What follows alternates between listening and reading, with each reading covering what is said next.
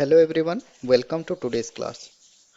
तो आप सभी लोग जो भी एसएपी का प्रैक्टिस कर रहे हैं, आप सभी लोगों का एक कॉमन चीज़ जो कॉमन इशू आता होगा वो ये है कि आप जब प्रैक्टिस करते हो, प्रैक्टिस करने के टाइम में आपको बहुत सारे एरर्स आते हैं, बहुत सारे इश्यूज आते हैं कि आप अपना जो डॉक्यूमेंट है वो आगे प्रोसीड नहीं कर पाते हो या उसको सेव नहीं कर पाते हो।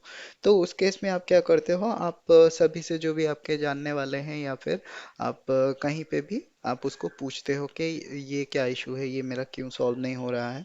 तो आई हैव सीन बहुत सारे क्वेश्चंस जो है, आप काफ़ी सारे एसएपी के ग्रुप हैं, हमारा भी जो ग्रुप है वहाँ पे आप पूछते हो, जो कि काफ़ी कॉमन क्वेश्चन है।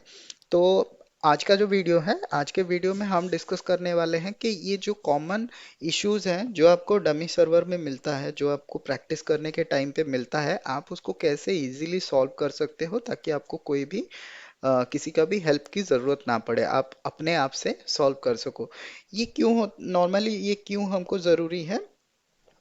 अगर आप सिंपल सिंपल इशू के लिए अगर आप दूसरे लोगों को पूछोगे, अगर आप किसी से भी जाके सिंपल सिंपल इशू के लिए पूछ लोगे, जैसे कोई पोस्टिंग का एरर आता है, कोई परचेजिंग ऑर्गेनाइजेशन का एरर आता है, कोई जीएल अकाउंट का एरर आता है, अगर आप सिंपल सिंपल के लिए आप लोगों को पूछोगे, हर सिंपल चीज़ों के लिए आप क्वेश्चन करोगे, तो हो सकता है कि जब आपको बड़ा सा इशू आए, लोग आपको उतना ज़्यादा हेल्प नहीं करें, क्योंकि लोग भी उतना ज़्यादा अम, वो एग्जॉस्ट हो जाते हैं कि अरे सारे चीज़ें हमको ही सॉल्व करना है क्या, इनको कुछ नहीं पता है। तो उस चीज़ के लिए हम आज का जो क्लास है, हम आज के क्लास में देखने वाले हैं कि आप प्रैक्टिस सर्वर में एरर को कैसे सॉल्व कर सकते हैं, और उसके साथ मैं आपको एक एडवांस आइडिया भी बताऊंगा। जैसे आप अगर आप काम कर रहे हैं, रियल सर्वर में काम कर रहे हैं, तब भी अगर आपको कोई भी इशू आता है, आप उसको कैसे सॉल्व कर सकते हैं, कैसे रिजॉल्व कर सकते हैं।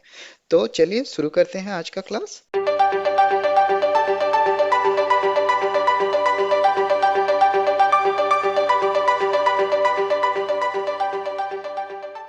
तो हम एक एग्जाम्पल के हिसाब से चलिए एक सिंपल सा एरर लेते हैं। सपोज मैं जाता हूँ ME21N में, यहाँ पे मैं एक परचेज ऑर्डर क्रिएट करता हूँ। सपोज हम यहाँ पे सिंपल करने के लिए यहाँ पे मैं परचेज रिक्विजिशन कोई भी हमारा पुराना वाला है उसको मैं ले लेता हूँ। यहाँ पे आप देख सकते हैं हमारा जो सारा डिटेल्स है, सारा डेटा है वो आ गया है। तो यहाँ पे आपको परचेजिंग ऑर्गेनाइजेशन एंटर करने के लिए बोल रहा है। तो यहाँ पे सपोज दो परचेजिंग ऑर्गेनाइजेशन है, जो हमारा P110 है, यही हमारा एक्चुअल परचेजिंग ऑर्गेनाइजेशन है। लेकिन मैं इसके बदले में क्या कर रहा हूँ, मैं इसके बदले में कोई एक दूसरा परचेजिंग ऑर्गेनाइजेशन ले रहा हूँ, ताकि हमको एक एरर जो है वो जनरेट हो जाए। तो हम यहाँ पे इसको एंटर कर लेते हैं। अभी हमको वेंडर एंटर करने के लिए दे रहा है, तो हम एक वेंडर को एंटर कर लेते हैं। तो यहाँ पे अभी आपको एक एरर आ रहा है कि vendor has not been created for purchase organisation P210। अगर आपको आपने अच्छे से प्रैक्टिस किया होगा तो आपको पता होगा कि ये वेंडर जो है परचेज ऑर्गेनाइजेशन के लिए क्रिएट नहीं है, आपको क्रिएट करना है। सिंपल। अगर आप नए प्रैक्टिस कर रहे हो तो आपको ये समझ में नहीं आएगा कि ये एरर क्यों जनरेट हो रहा है और इसका रीज़न क्या हो सकता है। तो उस केस में आपको क्या करना है, ये हम एग्जाम्पल के हिसाब से इसको ले रहे हैं। आपका कोई भी एरर जनरेट होता है, कुछ भी आपको ये रेड कलर का एरर जनरेट होता है, तो सिंपली आपको क्या करना है, इस एरर के ऊपर क्लिक करना है, डबल क्लिक करना है। तो ये डबल क्लिक करने से आपको एक परफॉर्मेंस असिस्टेंट का एक विंडो जो है वो आपको ओपन कर देगा। तो ओपन करने के बाद यहाँ पे आपको कुछ इन्फॉर्मेशन मिल जाएगा, जैसे कि vendor has not been created for purchase organisation. Diagnosis के लिए क्या बोलता है, the purchasing organisation you entered has not been defined for this vendor. Procedure आपको क्या करना है, if the purchasing organisation enter is correct, अगर आपका जो परचेजिंग ऑर्गेनाइजेशन जो आपने एंटर किया है ये अगर सही है, तो आपको क्या करना है, ये परचेजिंग ऑर्गेनाइजेशन के लिए आपको वेंडर मास्टर रिकॉर्ड क्रिएट करना है। आई होप आपको पता है वेंडर मास्टर रिकॉर्ड कैसे क्रिएट कर सकते हैं। VK0 आपको MK01 या फिर XK01 से आप क्रिएट कर सकते हैं। तो ये हो गया। अगर आपको पता है, अगर आपको एनालिसिस आता है, तो आप पता कर सकते हो कि क्या एरर है, क्या इशू है। आपको कुछ भी नहीं, हम सपोज कर रहे हैं कि आपको ये एरर के बारे में या ये इशू के बारे में आपको नहीं पता है, आपको क्या करना है। तो आपको क्या करना है, सिंपली आप दो चीज़ें कर सकते हो। या तो ये जो मैसेज नंबर यहाँ पे आपको दिख रहा है, ये मैसेज नंबर को आप कॉपी कर सकते हो। यहाँ पे हम इसको कॉपी कर लेते हैं। तो नॉर्मली क्या होता है, कोई भी आपका एरर नंबर हो, एसएपी का मेरा एरर नंबर हो, ये डिफाइंड है, ये प्री डिफाइंड है, ये सारा कॉमन रहता है। जो आपको प्रैक्टिस सर्वर में, आप कोई भी प्रैक्टिस सर्वर में काम कर रहे हो, ये सारा एरर नंबर जो है वो कॉमन रहता है। एसएपी ने डिफाइन किया हुआ है कौन से स्क्रीन के लिए कौन सा एरर आएगा अगर आपका कुछ भी चीज़ें डिफाइन नहीं होगा। तो सिंपली आपको क्या करना है, यहाँ पे जाना है। यहाँ पे जाने के बाद आपको क्या करना है, आपको गूगल में जाना है। गूगल में जाके वो मैसेज नंबर यहाँ पे डाल देना है। सिंपल आपको ये मैसेज नंबर डालना है, या फिर आपको मैसेज नंबर ये करके इन एसएपी आपको कर देना है। आपको यहाँ पे गूगल सर्च कर देना है, तो यहाँ पे आपको मिल जाएगा पहला जो यहाँ पे आंसर आपको मिल जाएगा, या फिर पहला या दूसरा कोई भी मिल सकता है, लेकिन आपको वो वाला आंसर ढूंढना है जहाँ पे यहाँ पे आपको दिखाई देगा answers.sap.com। ओके, तो एसएपी का जो भी क्वेश्चन आंसर है वो सारा यहाँ पे होता है, ये वेबसाइट में होता है। आपको ये वाला वेबसाइट क्लिक करना है, यहाँ पे आपको आंसर्स मिल जाएगा। तो यहाँ पे बता रहा है कि परचेज ऑर्डर क्रिएशन एरर, यहाँ पे बता रहा है, तो इसके ऊपर हम क्लिक करते हैं। तो यहाँ पे आप देख सकते हैं, यहाँ पे सेम एरर बता रहा है कि vendor has not been created for purchase organisation. ठीक है, तो ये वेंडर जो है परचेज ऑर्गेनाइजेशन के लिए क्रिएट नहीं किया है, तो ये पूछ रहे हैं कि हमको कैसे क्रिएट करना है, आप ये बताइए। राइट, तो यहाँ पे आप देख सकते हैं इसका आंसर जो है, बेस्ट आंसर यहाँ पे दिया गया है। यहाँ पे आंसर बताया गया है, try to create the same vendor through XK01 by giving purchase organisation, it's a kind of extension. Okay, तो ये आपको आंसर यहाँ पे बता रहा है कि XK01 से जाके आपको परचेज ऑर्गेनाइजेशन लेके एक्सटेंशन करना है। तो हम यहाँ पे सेम प्रोसीजर जो है हम उसको फॉलो करेंगे। हमको क्या चाहिए, ये परचेजिंग ऑर्गेनाइजेशन के लिए ये वाला वेंडर चाहिए। ठीक है, तो हम यहाँ से ये वाला वेंडर को जो है कॉपी कर लेते हैं, और हम जाते हैं XK01 में। राइट, तो XK01 में जाके,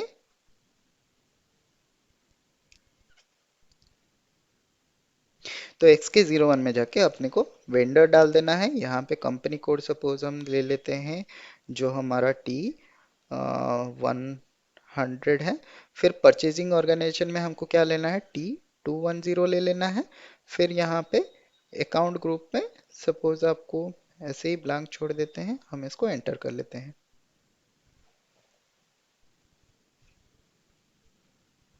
तो यहाँ पे परचेजिंग ऑर्गेनाइजेशन T210 जो है ये डिफाइन नहीं किया गया है, तो ये फिर से आपको एक एरर बता रहा है। तो आप यहाँ पे क्या कर सकते हो, इसके ऊपर सिंपली क्लिक कर सकते हो।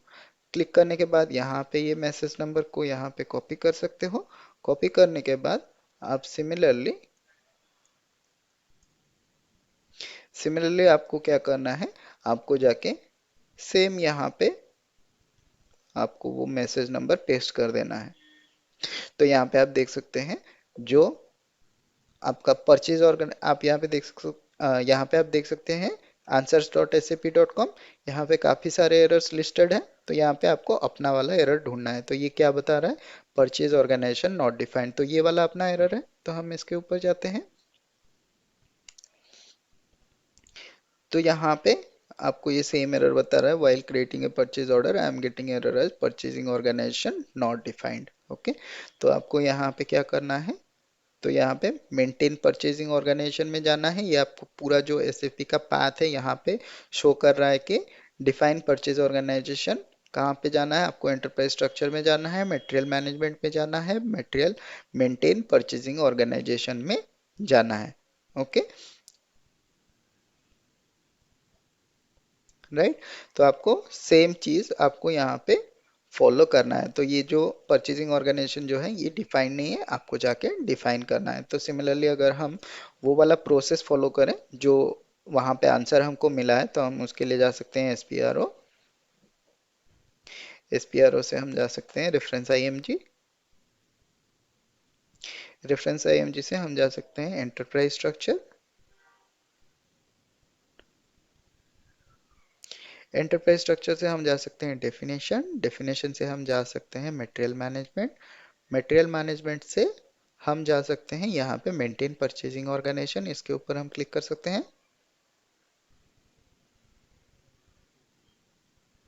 तो यहाँ पे क्लिक करने के बाद आप पोजीशन में जाओ और यहाँ पे T210 ले लो। अगर आपका T210 यहाँ पे अवेलेबल होगा तो आपको बता देगा। तो यहाँ पे आप देख सकते हैं T210 हमारा कोई भी अवेलेबल नहीं है। तो अगर हम T210 या P210 अगर हम ले, शायद P210 जो है वो मेंटेन है, तो हम क्या कर सकते हैं, हम यहाँ पे जा सकते हैं और यहाँ पे जो P210 हम दे देते हैं, राइट।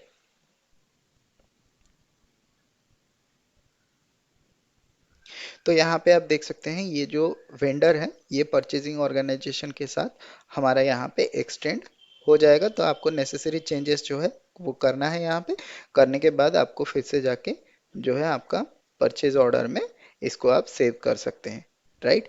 तो ये होता है बेसिक प्रोसेस, आप कैसे भी करके जो है प्रैक्टिस एरर जो भी आपको आएगा, प्रैक्टिस एरर आप यहाँ से सॉल्व कर सकते हैं, राइट। तो अब मैं आपको और एक टेक्निक बताने वाला हूँ। अगर आप ऑलरेडी वर्किंग में हैं, आप जॉब कर रहे हैं एसएपी के अंदर ऑलरेडी आप हैं, आपको रे डेली जो आप काम करते हैं, डेली काम करने के टाइम में आपको कुछ एरर्स ऐसे ही आते हैं, कुछ एरर्स जो है आपको टिकट के वाइज में, टिकट वाइज आपको आते हैं। टिकट में देख के आपको पता नहीं चलता है कि क्या एरर है। तो नॉर्मली आप वहाँ पे क्या कर सकते हैं, अगर आपका यूज़र कोई भी टिकट रेज कर रहा है, वहाँ पे एरर का स्क्रीनशॉट होगा, तो एरर के स्क्रीनशॉट से अगर वहाँ पे मैसेज नंबर आपको नहीं मिलता है, तो सिंपल आपको क्या करना है, सपोज हम यहाँ पे एंटर करते हैं और यहाँ पे जो भी एरर मैसेज यहाँ पे दिखाई दे रहा होगा, तो यहाँ पे ये जो एरर मैसेज है इसको आपको कॉपी करना है या फिर इसको आपको टाइप करना है गूगल पे। तो गूगल पे टाइप करने पे आपको जो है कुछ आंसर्स वहाँ पे मिल जाएगा। तो वो आंसर अगर आपका सपोज क्या होता है, नॉर्मली आपको जब आप सपोर्ट प्रोजेक्ट में होते हैं आपको कॉन्फ़िगरेशन लेवल का चेंजेस डायरेक्टली नहीं करना है। तो उसको छोड़ के अगर आपका कोई भी दूसरे तरीका का एरर है जहाँ पे आपका सपोज कोई चीज़ मेंटेन नहीं है या फिर कोई डेटा का एरर है या फिर कोई स्टैंडर्ड एरर है, आपको कैसे पता चलेगा? उसके लिए आपको क्या करना है, उसके लिए आपको क्या करना है, एक एसएपी का मार्केट प्लेस होता है।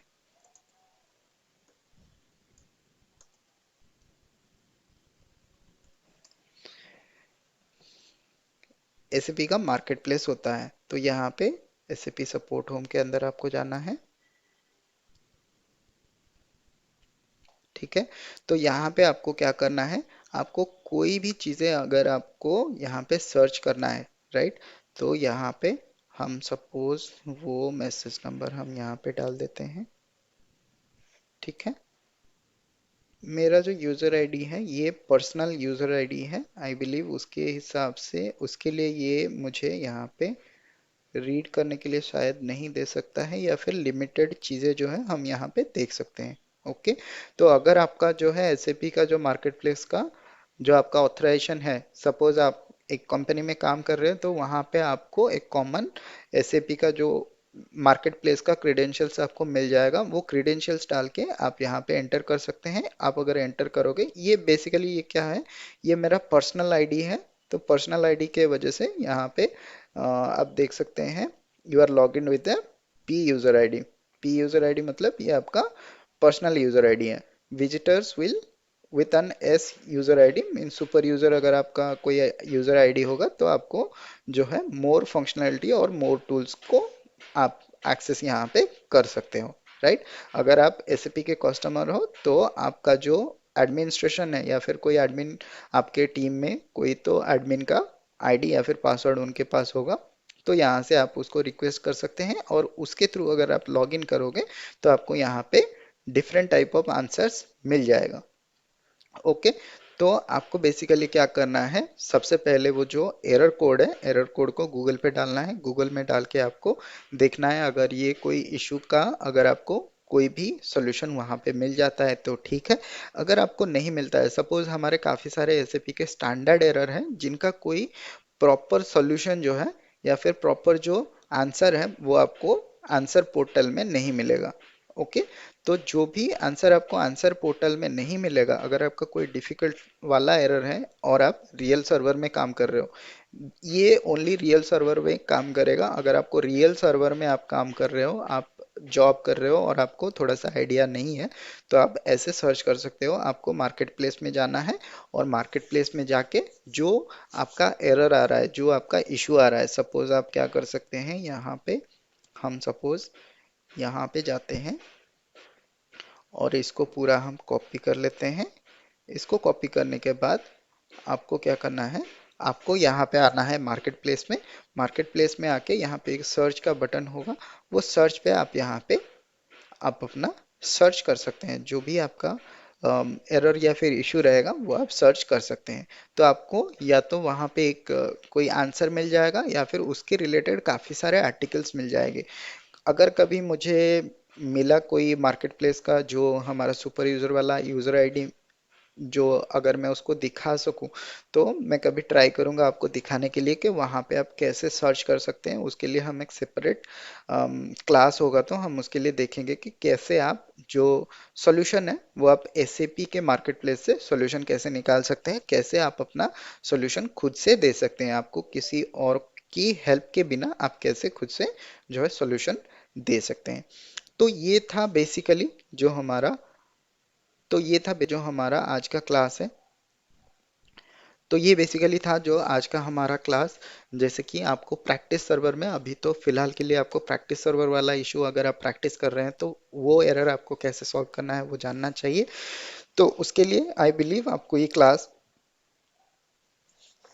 थोड़ा सा मदद करेगा। फिर भी अगर आपको कोई भी क्वेश्चन है, अगर आप जान नहीं पा रहे हैं, आंसर से भी आप पता नहीं लगा पा रहे हैं कि क्या एरर है क्या इशू है, धीरे धीरे क्या होता है जब आप धीरे धीरे प्रैक्टिस करोगे, धीरे धीरे आगे बढ़ोगे, ये सारी चीजें आपको धीरे धीरे पता चल जाएगा। लेकिन as a beginner, as a starting SAP professional, as a starting learner of SAP, आपको ये सारी चीजें एरर के हिसाब से आएगा। तो ये आप मेथड फॉलो कर सकते हो सॉल्व करने के लिए बिना किसी के हेल्प लिए बिना।